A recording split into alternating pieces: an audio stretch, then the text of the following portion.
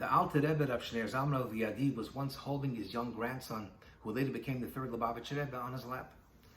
Now the young boy was stroking his beard, and he kept on saying, Zayde, Zayde, which means grandfather, grandfather.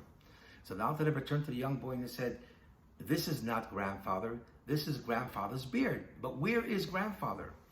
So the young boy pointed to the head. And again, the Alter Rebbe said, this is Zayde's head.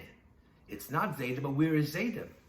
And the same thing repeated itself. He pointed to the eyes, to the ears. And again, the Alter Rebbe said, this is Zayde's eyes, but where is Zayde? Finally, the young boy jumped off his grandfather's lap and went to hide under the table, and he began to cry. The Alter Rebbe ran over to him and said, what happened? He then turned to his grandfather and he said, this is Zayde.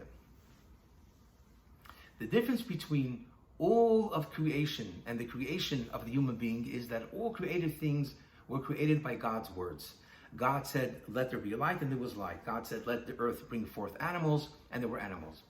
When it comes to the human being, the verse says that God blew into his nostrils a living soul.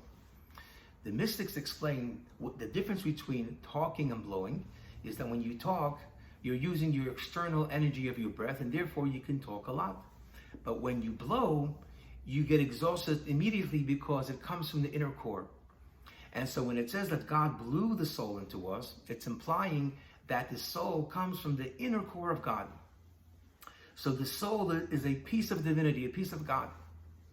The soul is comprised of intellect and emotions, and it functions through the three external garments, which is thought, speech, and action. So the human being has two components. We have the soul and we have the body.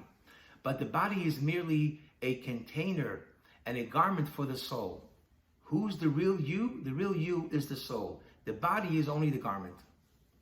And so when we look at another person, we can either view the person as being a human being full of flaws and negative traits, or when you look at the person, you see a godly soul, which is holy and pure.